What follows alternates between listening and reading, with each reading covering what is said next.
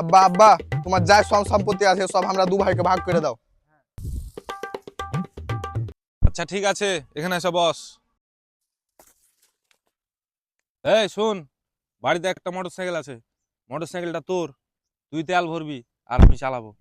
শোন, বাড়িতে দুটা গরু আছে, তুই ঘাস কাটবি আর তুই চড়াবি আর আমি দুধ খাবো।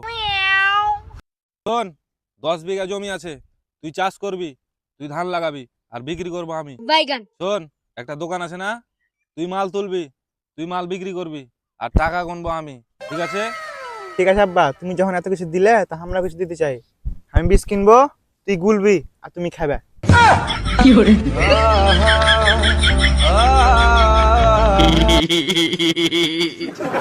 哎呀，哎呀，我给你气的。